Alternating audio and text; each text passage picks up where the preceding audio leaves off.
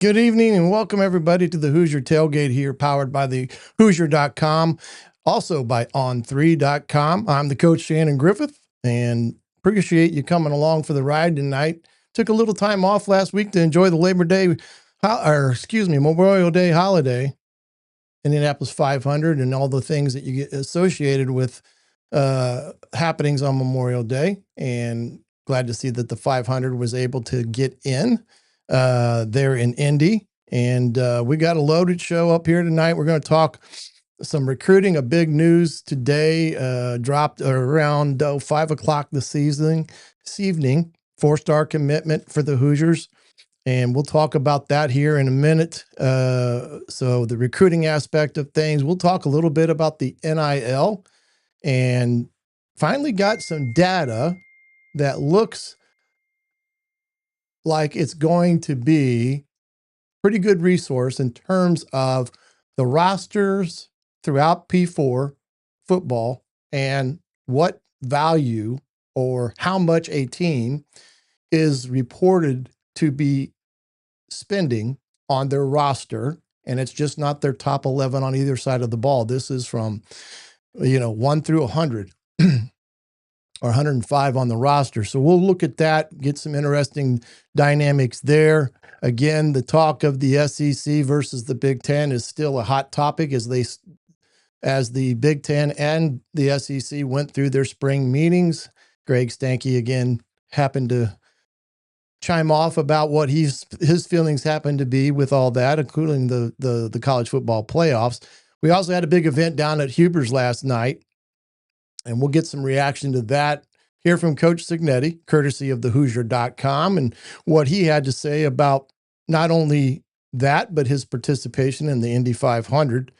And then later we'll talk about what I think is probably the biggest offseason question that is out there that maybe is not being discussed enough about this Indiana football program. 2 years, back-to-back college football appearances, last year Big Ten champions, national champions, and we're heading into year 3.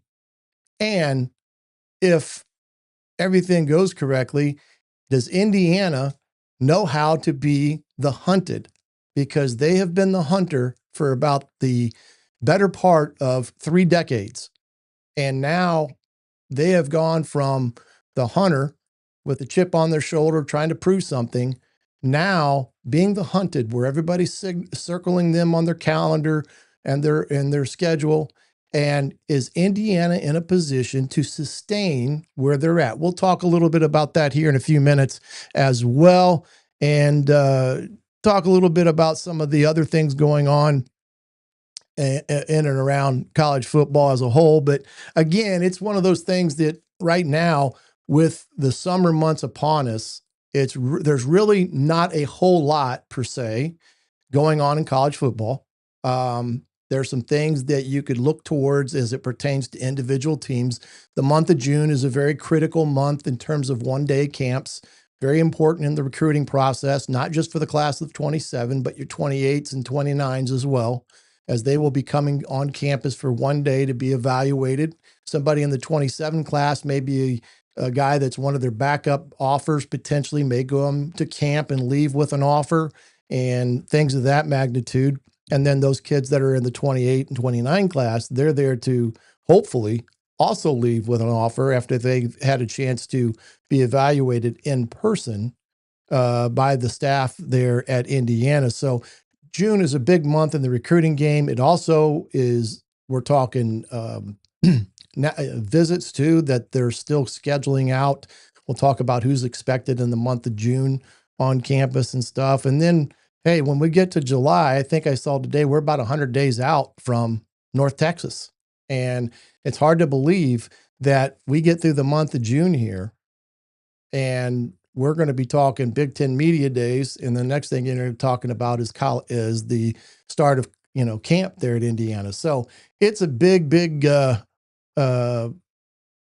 behind the scenes type of look in the months of June, with not much going on from maybe a fan's perspective, but there is a lot of things that are happening in and around the scenes that we'll talk about tonight as well.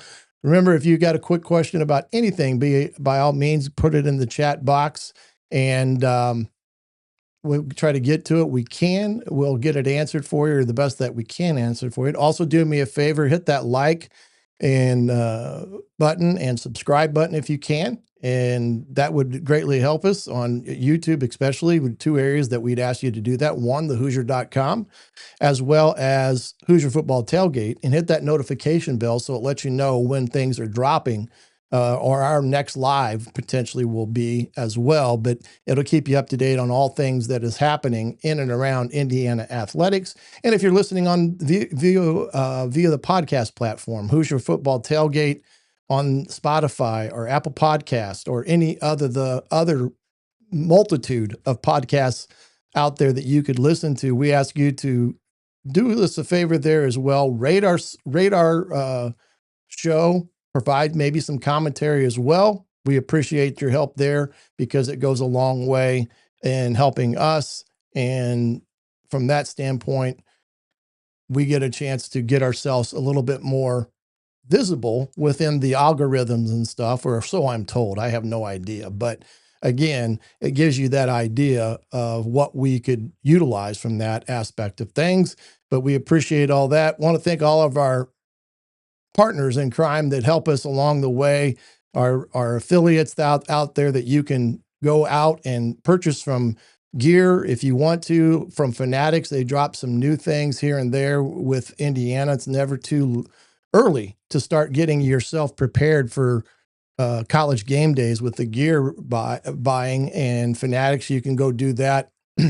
We'll have a link for you here in a little bit where you can go take that and get some gear if you so choose. And if you do, we thank you very much with all that per se. But let's get rolling here. David, appreciate you for joining us again.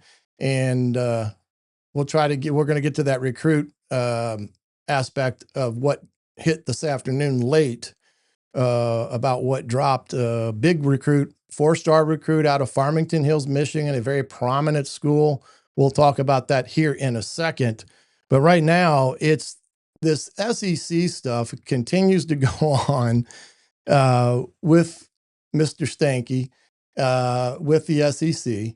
And it's one of those things that you get up every day and, it's something else that has appeared, out there. Last week or so, Lane Kiffin had himself in a kind of a turmoil with some of the comments he made about even Ole Miss and some other things that he had said about why the SEC maybe hasn't won, the national championship over the last few years, basically saying that they're so deep in their conference, they beat each other up and they don't have a chance to rest and get themselves ready for the college football playoffs. And then Sankey today, who's always been a big voice for the SEC, and he should be. And that's not to say that he's off base by anything, but I just get a little rubbed wrong when guys start wanting to compare themselves to other leagues. And I know the media has a tendency to lead them that way, but he made a comment that talked about the SEC being the deepest conference in terms of college football, from their best team to what would be perceived their last team, maybe more so than maybe what the Big Ten is. And, those type of comments don't serve you any good, especially when you've gotten your butt kicked, not just in the college football playoffs, but also in some of the bowl games that have popped up as well during the bowl season. And when you make comments such as he has made, it's never been backed up on the field per se. And I think that's one big thing that he has a tendency to put his foot in his mouth a lot. But, again, they talk about their draft picks. They talk about how they're elite in recruiting, how they're the standard of all of college football. And I just think that what they're forgetting, and I don't want to sit here and say that I disagree totally with them in terms of where the SEC was maybe a few years ago, because I think it'd be hard to argue that the SEC was kind of the king of the hill. and when everything started to change with the NIL and things of that nature, I think the Big Ten has closed the gap over the last few years in a lot of ways, not just because Michigan or Ohio State has been, the top tier two teams in the Big Ten, and which they have been, but I think it's now broadened itself out where there's four or five capable Big Ten teams. And, when you think about the Big Ten, you've got, of course, the Ohio States, the Michigans, Oregon. I think you're going to see a resurgence of Penn State with Coach Campbell there. You've got Indiana, who's really on the rise.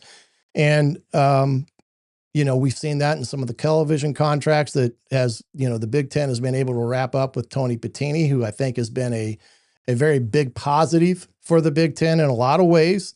I think in a lot of schools situations, they've upped the ante in terms of their infrastructure to be more competitive with the other conferences that are out there, including in their facilities. Now, some are still behind and may never catch up in that respect, but I do think there's a lot of schools out there that have done quite a bit over the last few years, and Northwestern is, making this grandiose stadium there on the lake that I think will be ready to roll next season. That has been a pretty good chunk of change that they popped into that. And then, of course, you've got what people have been able to do with NIL in terms of giving to the programs and stuff. But, I think the big question always comes, does the SEC, do they have the overall roster depth from top to bottom across the conference more so than the Big Ten or the ACC? Again, that's debatable to a degree. I do think when you talk about Alabama and Georgia and LSU and some of these others, Florida, they do get a mixture of the top talented teams, especially out of the South. That's where they're prominently known for.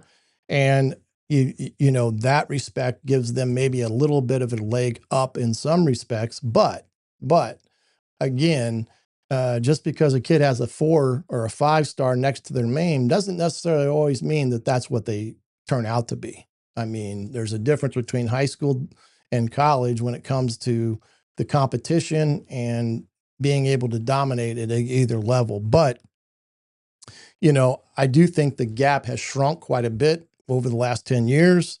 And I don't think it's just Ohio State carrying the banner for the Big Ten anymore, and I don't think that will be the case moving forward as well, as I do think the Big Ten is going to be a conference that will have, 3, 4, 5 capable teams of potentially doing quite well in the college football playoff situation.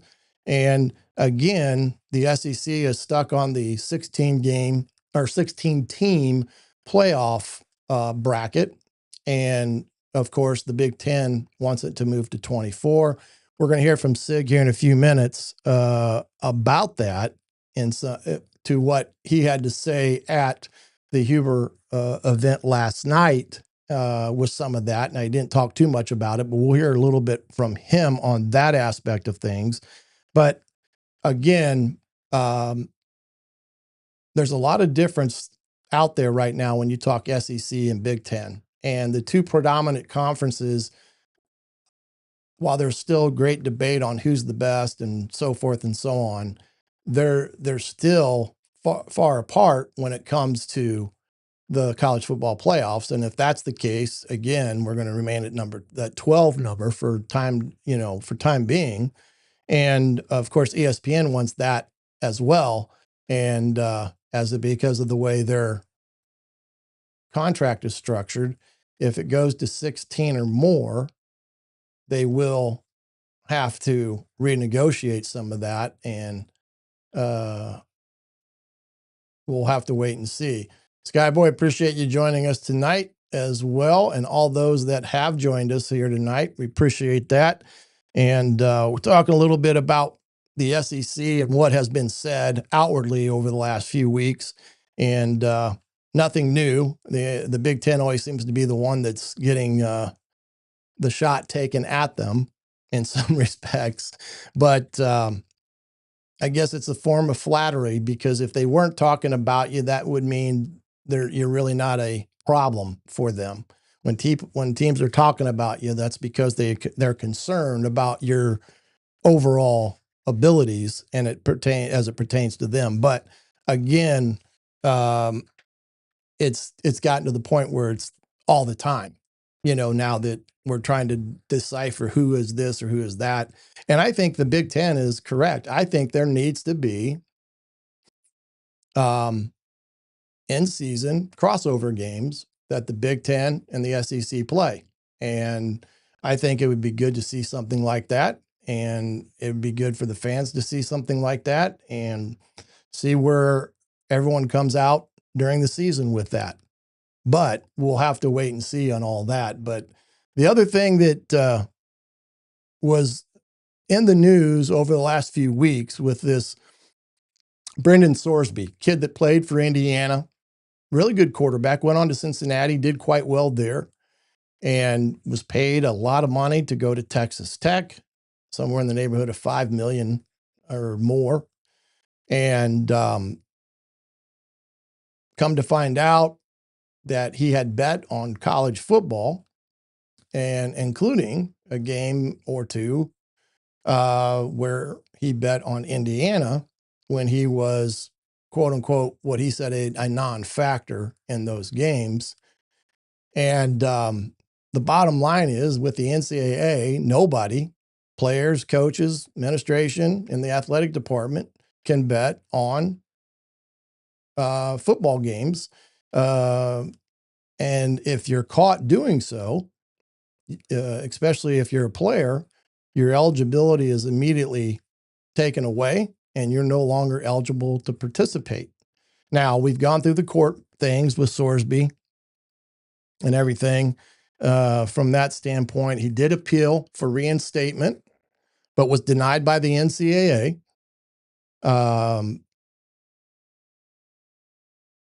This is, again, one of those scenarios, again, for the NCAA that they're going to have to navigate here over the next few weeks with this sports gambling and how it's really become pretty much everywhere now.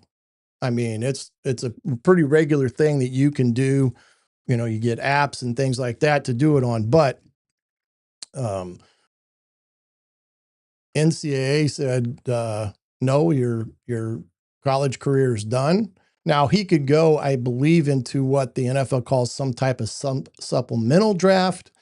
I do think there maybe be some interest there. But again, there's also the danger of, here's a guy that bet on college football. Is he prone to do it again? Does he have a problem?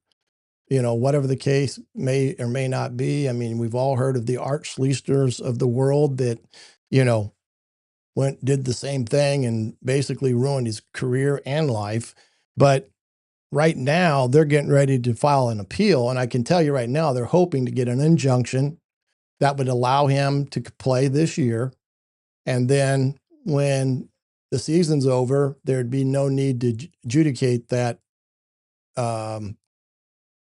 matter anymore, and they would drop their suit against the NCAA. But there is no question a lot of temptation and pressure, and that college athletes deal with on a daily basis. We've seen the horror stories with college basketball, shaving points, and all those type of things, that it's an unfortunate situation. And it's an unfortunate situation for Sorsby, who, for all practical matters, was on the top of the world. And because of the mistakes that he has made, is now paying a heavy price for it. And that's the sad part that we're going to see with that. And granted, he's probably not the only one that's not done this at some level or another. You hope not, because, with these apps and stuff, they can track things pretty easily with all that. And this is a story that, again, is sad to say that, again, that as talented as Brenda and Sorsby is, it's a sad situation when it comes to a young man that's thrown his career away potentially, and the money that he was going to get for coming to Texas Tech. So again, I don't think he'll win. It'll be interesting to see what happens if they do file suit against the NCAA trying to get a injunction, but we'll have to wait and see when it comes to all that in that respect. So we'll pay attention to some of that a little bit, but because he's a former Indiana player, it's relevant in that respect. But it's relevant too for college athletics as a whole and things of that nature. Last night down in the Huber's Winery event down there in the southern part of Indiana, another big event. I had over 1,100 people in attendance. They also had an event up in Carmel, I do believe, at one earlier, and they had a good crowd at that one as well. And they're a chance to meet some of the guys on the team. I think Tyler Morris was there, was one of the bigger ones that came and was a part of it. And, some of the people that were there talked about the energy that's encompassing the program, and that you would have to think that's pretty expected, being the national champion. But at the same time, it's not something that it has happened at Indiana. And it's good to see the crowds and the fan base being excited because of what has come to Indiana in terms of the success in football, being the national champions last night. And again, turnout was tremendous. And, one individual said it no longer feels like the fans are hoping Indiana can compete. And I think that's a pretty true assessment. It's one of those things that you would, that is so true that every year was a renewal of hope. And that hope was just, can they be competitive? Can they make it to a bowl game? And now we've seen it translate into success, 11-2, 16-0, Big Ten championship, 2 times in the college football playoffs, and a national championship. And that is the unique thing of it.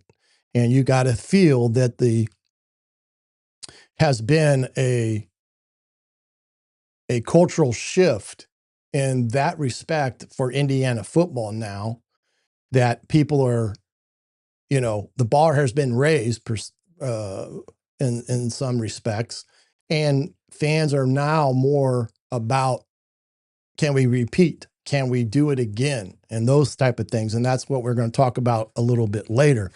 But I do have a clip here from, let's see if I've got that queued up here. I do have it somewhere, and I got to find it here first. But of Coach Cignetti and him speaking last night at the event. And we're going to listen to that right here, courtesy of the Hoosier.com.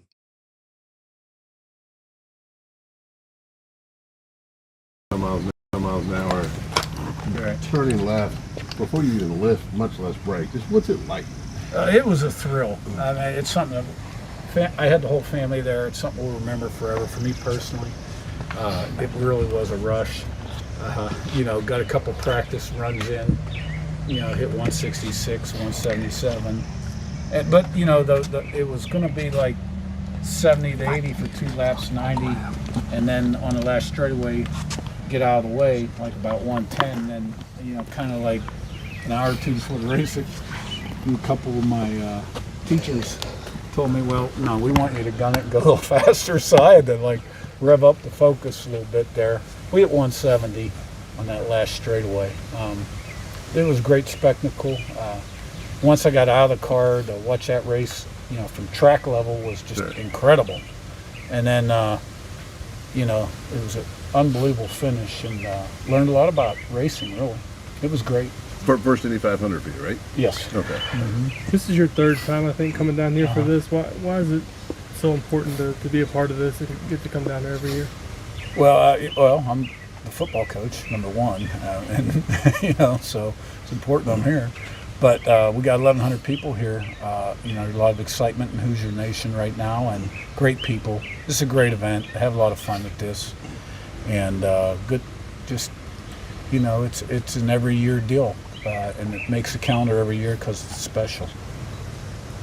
What are some key things that you want to get done early with the summer program, with especially with new guys? Yeah, well, the summer program, I'm pretty hands off. I put that in the strength and conditioning staff's hands. We're allowed to do a little with them, and our position coaches do, but not much. Bigger, faster, stronger, keep them healthy, get them more flexible, quick. They'll get some 7-on-7 and drill work in, but we'll have a lot of work to do in camp once train camp starts. I know you said you like to kind of stay in your lane, but in terms of obviously the legislation they're talking about, kind of changing rules and things, is there anything you had the spring meetings recently, when you're in those rooms, is there anything you're advocating for, things that you want to see changes, anything like I said, I know you like to stay in your lane, but things that you truthfully, want to see? It's outside my control. We all have our opinions, and what's the point? I just hope we get things fixed. Are you in favor of a salary cap, though, having operated kind of in this last 2 years with sort of the commission and things like that? Again, I know what our people support, and I support what our people support. For me to comment on this or that, I got no control over this process. What do you think of the Fox Big Noon kickoff coming to your season? That'd be good, yeah. Looking forward to it. Hope we're ready to play. A lot of big recruiting weekends you've been having, Coach. You don't have to look down here. But how important has that been? Because there's a lot of success it seems to be just generating.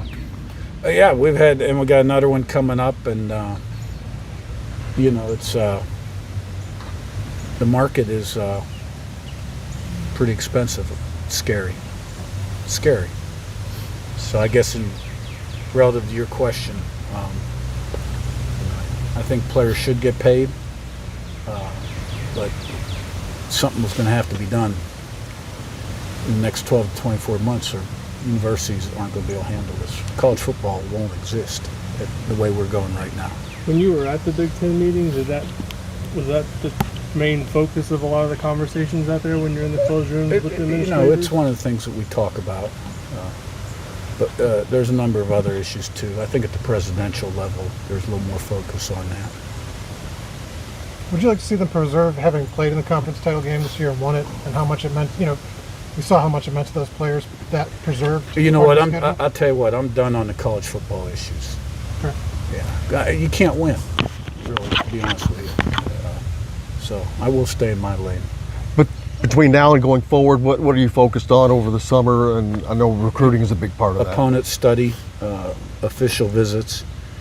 I have some media stuff, and we've got our camps, our summer camps, high school camps, and be looking forward to kind of getting out of the office for a few weeks near the end of June.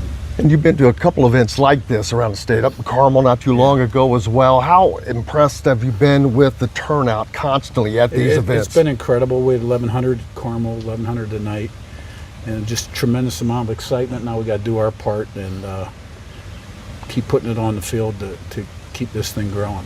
How much has it impacted the way you've gone about this offseason to not have the spring portal window anymore? Well, you just don't have it, whereas in the past you did. So, that window would have been over by now. So you got to do the best you can with one window.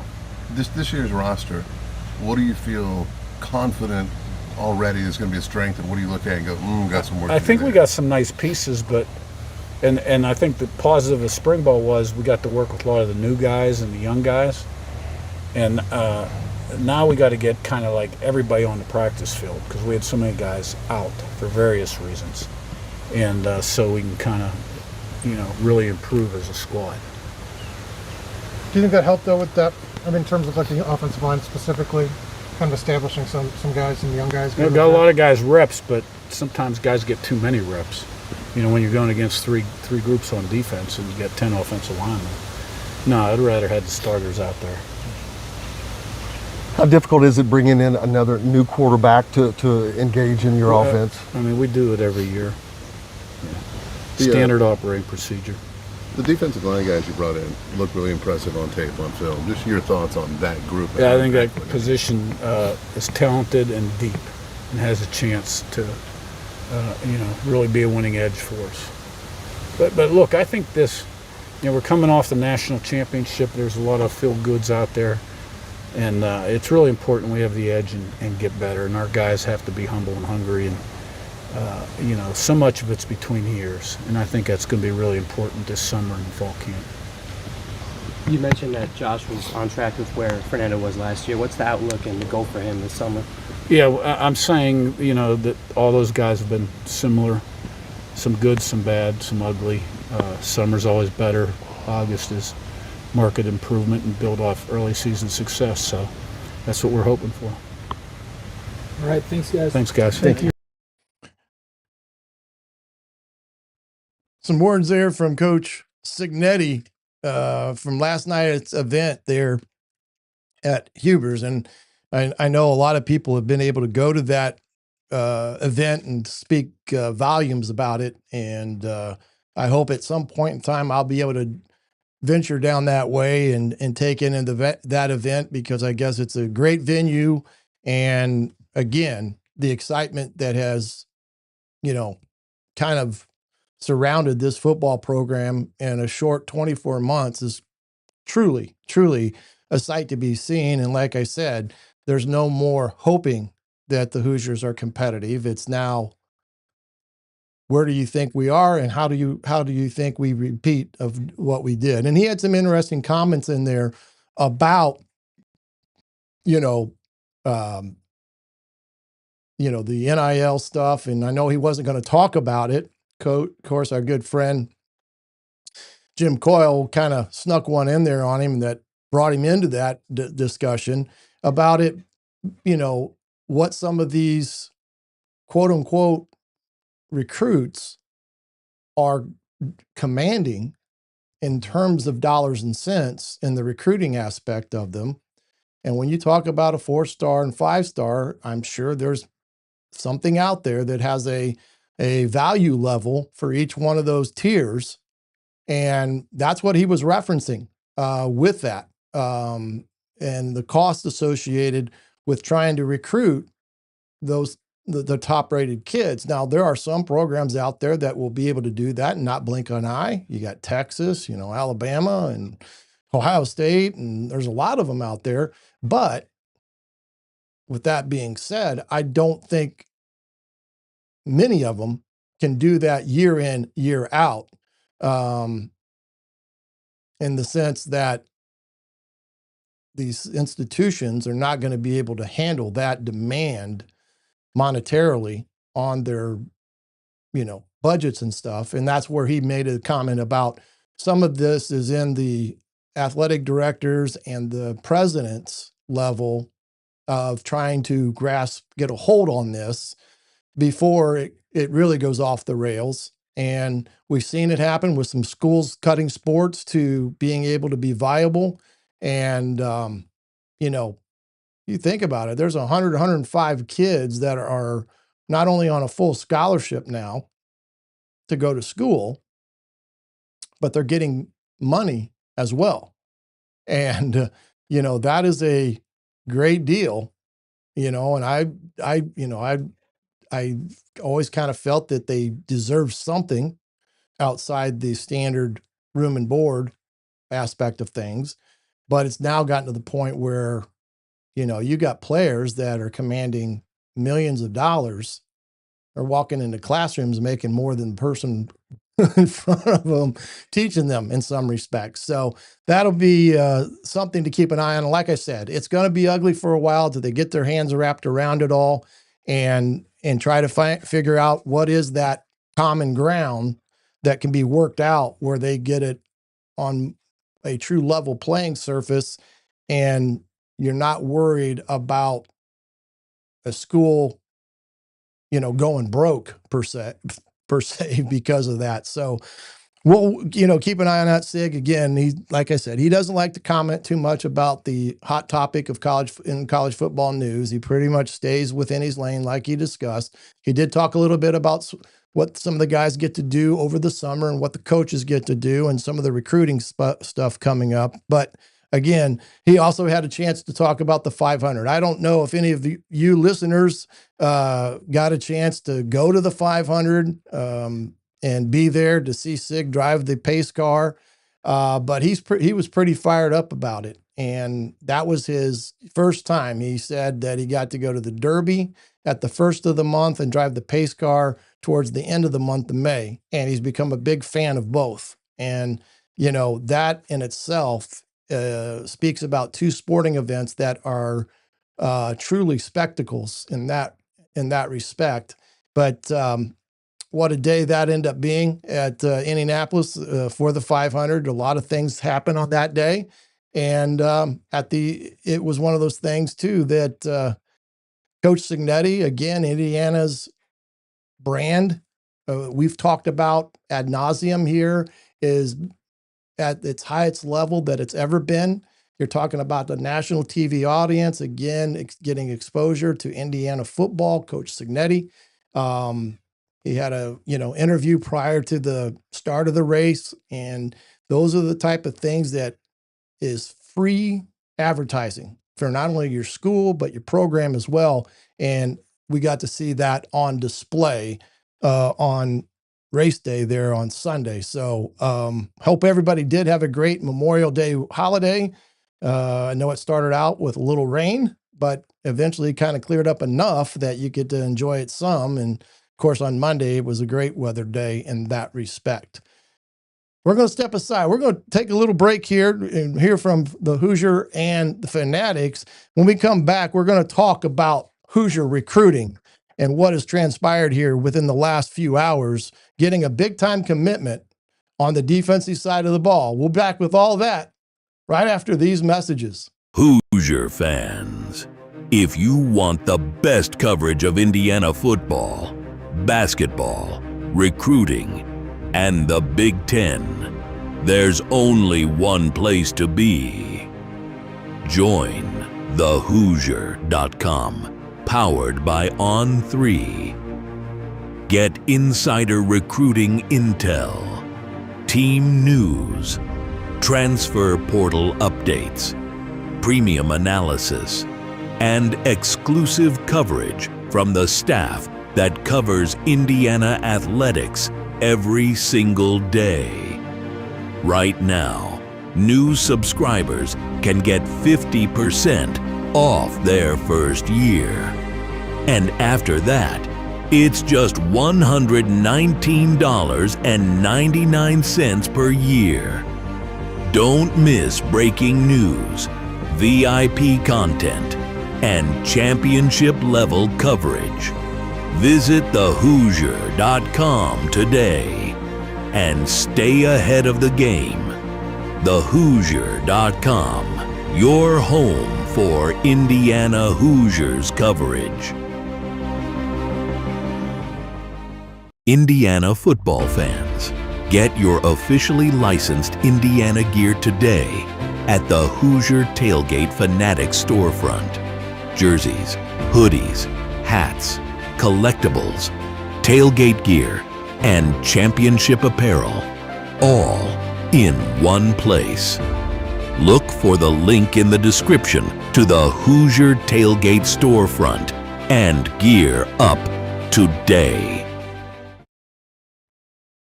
Welcome back to Hoosier Tailgate Live here on thehoosier.com. I am putting that Fanatics link into the comment section if you would like to have it for your own personal I can't even think what I'm going to say, for your own way to get to that site of our storefront there. There are still some stuff with regards to the national championship, some new things there for, game days and such, but Fanatics has some great stuff that you can get at a pretty decent price. I mean, sometimes they can, things are not cheap in this world today, as we all know, but again, great stuff for you to get yourself prepared for the season there at Fanatics. And of course, heading over to the Hoosier.com to get all your information that you can handle as it pertains to Indiana athletics, is there is a bunch of stuff up there about, we talked about the Huber's event, the breaking news today, some basketball news on top of that. And I think basketball will get rocking and rolling here the 1st of June. And on Jim Coyle's show today, he talked about them heading to Peru for their big time team excursion with that. So we'll get all that and keep you abreast of things right there at thehoosier.com. Great opportunity to get in and get all your information. And remember, you get access to On3, you get access to Rivals, and also The Athletic. So a pretty good deal for those publications that you can be a part of with joining thehoosier.com. Recruiting today, we happened this afternoon. Miles Smith, the big defensive edge rusher from Farmington Hills, Michigan, 6'4"-ish, about 215, 4-star kid, made his commitment today to Indiana. And that is the second 4-star commitment that they've got already. Mason McDermott, the offensive lineman out of Noblesville, was the other young man that is a 4-star and committed. And so big, huge pickup today for the defense. I've heard them talk about this young man and what he brings to the table. And it's they feel like he's really going to be able to fill out and really become a dominant foe. And look, Indiana beat Ohio State, Alabama, and some of the big boys on this. Now, we all know, and I do remember, I think somebody else had maybe has said this earlier. I think it was Ski Boy maybe have said it. Let's see here. Talking about potentially losing other recruits as we move forward into the next month or so. And that's not something that is uncommon, as we have seen already. You really don't count the recruit until you get him signed on the dotted line. And so those teams that you thought would lose out on Miles Smith are still going to recruit him. And they're going to still recruit him, and some will probably even throw more money at him if they have to in that respect. But again, a huge pickup for Indiana. It gets the momentum going. We'll take a look here of their, let's see here. Let's see if I can get this.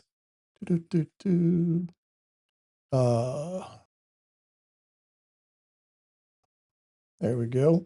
Let me make this a little bit bigger so it's a little bit more readable in that respect, and try to get it jacked up here a little bit zoom wise to see if we can make it a little bit more legible with everything. Hopefully, maybe not. I hope this is at least a little bit more can be seen pretty good with that.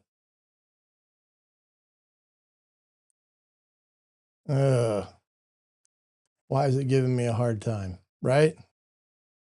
Always one that gives me a hard time. But what I was saying here is right now, Indiana, it's still early in this aspect of things. They're currently ranked 11th overall in all this. And there we go. Maybe that's a little bit better. In the Big Ten, and 31st overall. You can see their class score there. And this is, like I said earlier, from Hoosier.com and On3's data that we pulled up here. 8 commitments so far, 2 blue chippers. And there's Miles and his situation, where he stands and his ranking and such. And like I said, a huge pickup for Indiana. Mason McDermott, Hobbs, another big time pickup on the defensive side of the ball, even though he's just a 3-star. Jamison Purcell, the lefty out of Maine South, another great high school, has been known for some great quarterbacks to come out of there. This young man is a very, very good pure thrower. I saw him on some tape that I was able to watch of him at a Elite 11 camp that he was invited to out on the East Coast. And kid can really sling it. And he was a big part of, this Brennan Sharp kid from Brownsburg. He's a smaller wide receiver, but fast, good speed, can move, get down the field. And then you can see some of the other kids here. The kid out of Georgia, big kid, 6'2", 185, kind of in that Charlie Becker shape. And again, where they're at with 8 on the commitment list thus far. And let's go see here, pick up the visits as well that are coming up. Let's see here. Maybe, well, let's see here. Well, I guess trying to get this. There we go. There we go. This is the one coming up on the 29th here. Tally Rhodes, the running back out of St. John's. Right now, Indiana's sitting pretty good with that young man. Sharp is already committed. And Portis, the linebacker out of Springfield. Again, some good players there coming in the next week. And then as we head into June, some other big kids coming in. Again, you can find this all on the Hoosier.com and the On3 site. And you can kind of see where Indiana kind of falls in line with some of these recruits coming in the next few weeks. Again, some old linemen, safety on defense, wide receiver, which will be another big group for young guys coming in. So, I mean, again, Indiana has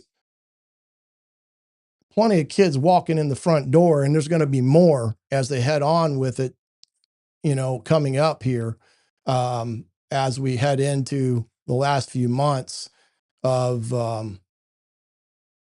June and their camps and stuff. So I look for them to add some more. Again, they're in line to get some big time names, recruits and such, some things that they've not been able to get. Do I think it's going to change overnight, that they're going to start getting a continual stream of these guys coming in? Again, Indiana is a relatively young pup on this big stage that Michigan, Ohio State, USC, you can go right down the line. And then some of the schools out of the SEC have been there for quite a while. And they're still going to have their fair share of having to battle those guys and lose sometimes kids to those programs. And but there's going to be that one kid, just like today, that is going to look at Indiana and say, you know what, that's where I want to be. That's where I'm the most comfortable. And Indiana putting 13 guys in the league this past draft, and you're getting a lot of that exposure for these young kids, especially the 4 and 5 stars that want to go play in the NFL. You got a chance to show how you can develop these kids, and you're going to give them every opportunity to excel at the highest level and get that opportunity into the league by coming to Indiana and letting them develop you both on and off the field, which I think they've done quite well over the last 2 years. And again, I think Sig does a tremendous job of putting kids in the best possible position to be successful. And I think if, a kid visits Indiana and looks at it from the perspective of what they can give you, I like their chances of getting some of these kids that maybe in years past they would not have. but they're still going to have to be a team that picks up the good 3-star kids and makes them better, that eventually they raise their play to be as good as any 4-star, 5-star out there, which what they've done already for the last 2 years in that respect. The other thing I wanted to show you before we jump into the last segment here is something that I found from it's called the NILstandard.com. And this is the first really site that, when you think about it, kind of has given everyone a chance to get an idea of maybe where teams are at in terms of the dollars being sent. We'll jump into Indiana's here in a second, but you can see right now the estimated roster value for Oregon is already at 44.2 million. Ohio State right there, USC, Michigan, and Indiana right at 32.4. And this is what Sig was kind of talking about when it came to what Indiana was facing when it comes to this, and from their perspective of what they were going to be involved with in terms of the dollars and cents of everything. And that's the one thing that, you know, Sig is talking about, hoping that eventually that they'll have a better chance of getting something under control here with it. But you can see these values are crazy when you look at it from that perspective. And let's see, I always can't understand a kid who would choose against the NN coaching staff. It's the best. Well, there are kids out there that are definitely going to go to other opportunities out there. But, you know, bias, yeah, I agree. I don't think a kid can go wrong heading to Indiana. But you can see that Indiana, where they're at, and you think compared to where they used to be in any dynamic when it came to resources or value within the program in terms of what was being put into it, Indiana's right there in the middle of the pack in this instance. And you can see where the others are at. I mean, look at Michigan State and Northwestern down at the bottom, and 19.2 million is no,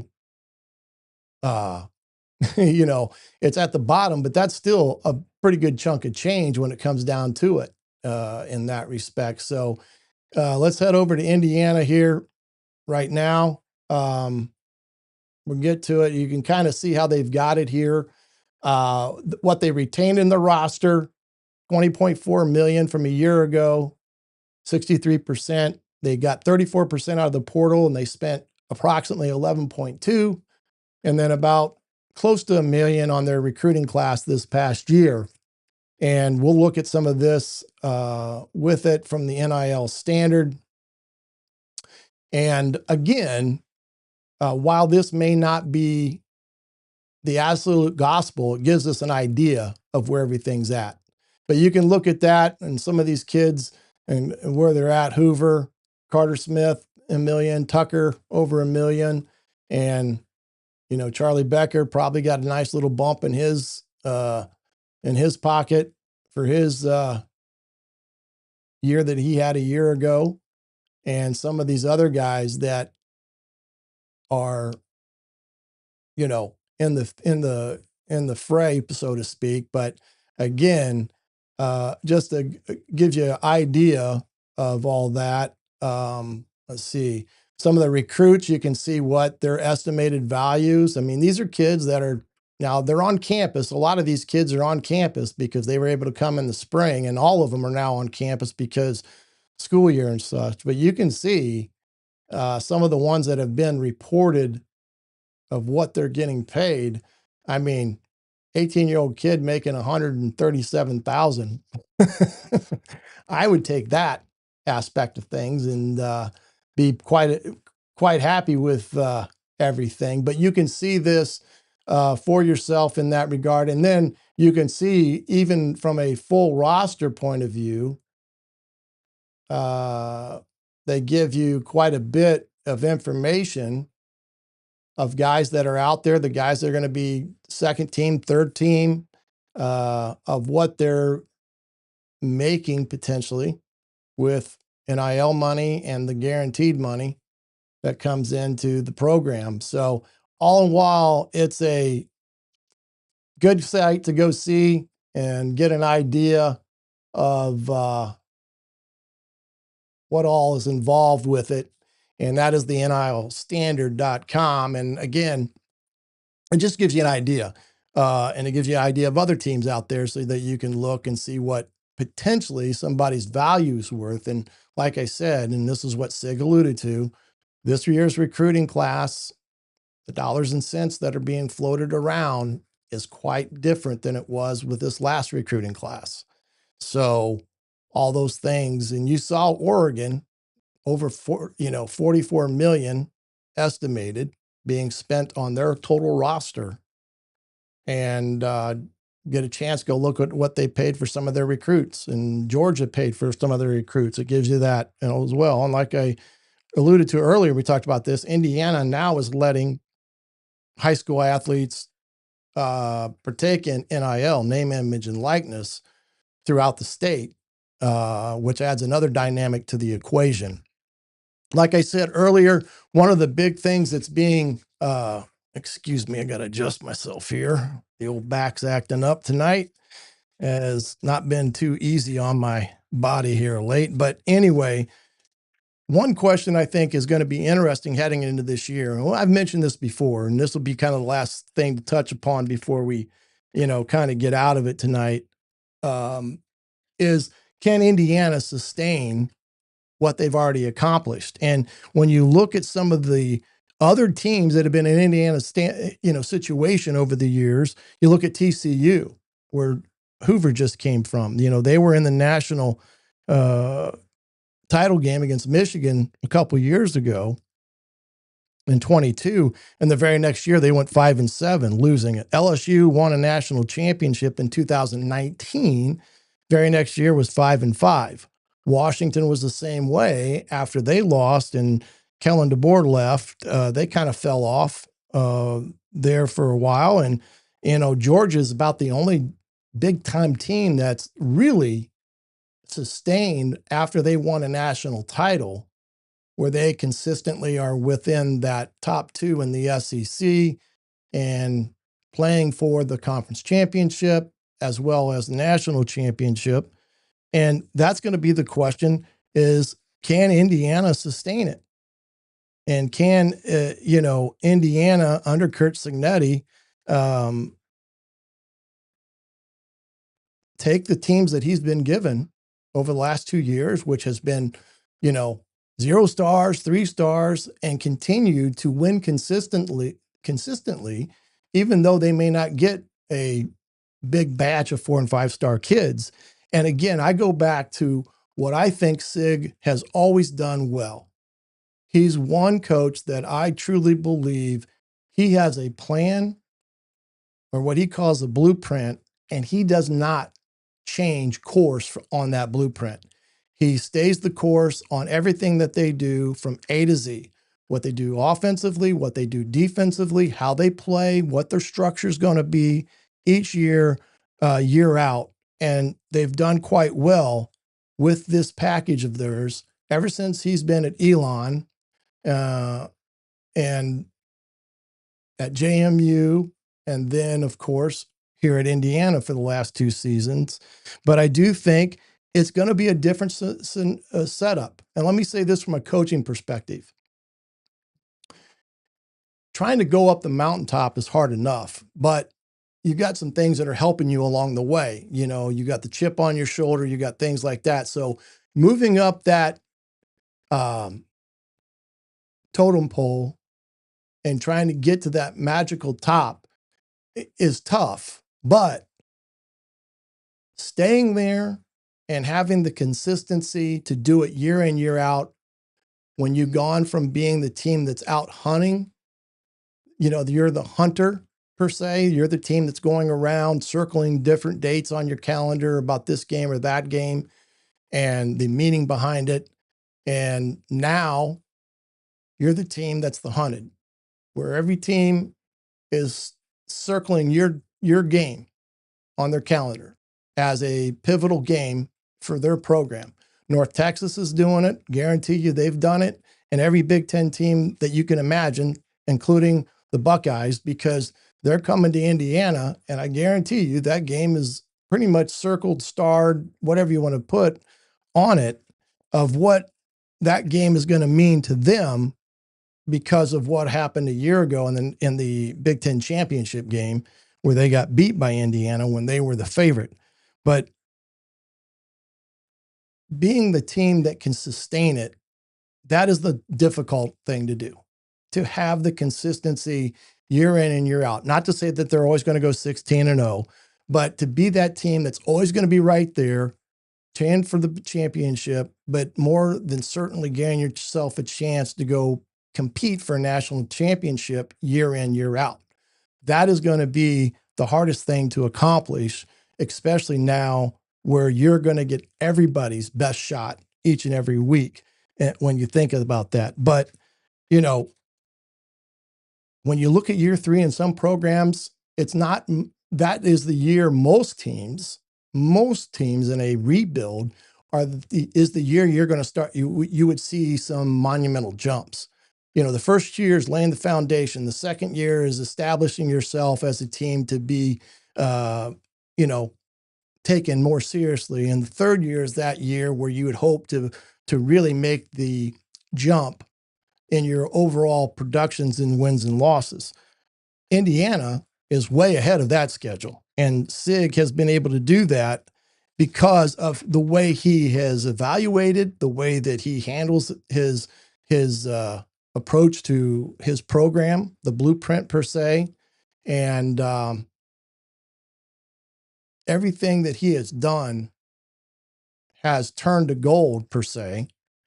And it's been helped by the fact that he had some JMU kids coming in. They didn't have as many JMU kids last year, and they were able to sustain what they had done the previous year and improve upon it.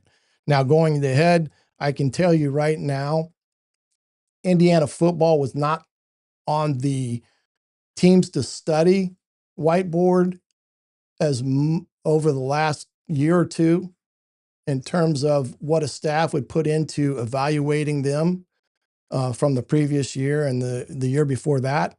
But I guarantee you, there's a lot of Big Ten teams that are studying Indiana's defense and offense and trying to come up with some ideas right now on how they're going to potentially attack their defense and their offense. And that may have not have been done quite a bit in years past. I mean, even Ryan Day has said that there's no longer taking Indiana lightly. And I guarantee you, Ohio State is doing that right now. And that's going to be the biggest thing that Indiana is going to have to figure a way to get it done year in, year out. And I do believe they've got the talent level to do it again this year. I think their defense is going to be superb. And Sig talked about the 2 Kansas State transfers and what they have done since they've been on campus. And we've seen, you know, what they've got returning, even in the D-line and linebacker, and then in the secondary. And then offensively, you talk about a wide receiver room, a running back room that's pretty much as good as anywhere in the country, and an offensive line that's pretty much intact from last year, and some guys ready to step in. So getting there is hard, but it's not as hard when you get there to try to stay there. It's much harder, and it's much harder to fight complacency, to get the effort and the day-to-day attention to detail. But if there's a guy and a staff that can do that, I don't think there's any question that Coach Cignetti can do that with this Indiana team. And I do think Indiana has the opportunity to have another 10-plus win season. I think they've got every opportunity to put themselves in the best possible position to get into the college football playoffs again. But you got to play the games, and that's where it's all, you know, all done. You know, we can have our fun talking about it now, but when the season rocks, it's time to roll. But I do believe that Indiana and Coach Cignetti will be ready to take that. But I think that's the biggest question heading into this season. Can Indiana be the hunted as opposed to being the hunter? And you think about it, for the better part of 4 or 5 decades, they've always been the hunter. But now the success has come. Everybody's after them. They've heard enough about Indiana and all the things that they're being told how good they are. The feel goods, as Coach Cignetti would say. And that's the one thing that Indiana is going to be in a little bit of different territory as opposed to where they've been before. But again, I want to thank everybody here to coming by tonight. Sorry, I rambled on a little bit there. Didn't mean to, but I had to make up for last week's, I guess you could say. But appreciate you being here. Be back next week, same time at 7:30 to talk some more Hoosier football. Make sure you get to thehoosier.com, pick up that subscription, and you get a whole lot with that when it comes to Indiana athletics, more importantly, Indiana football. But for now, I'm the coach, Shannon Griffith. This has been Hoosier Tailgate live here on thehoosier.com. Good night, everybody.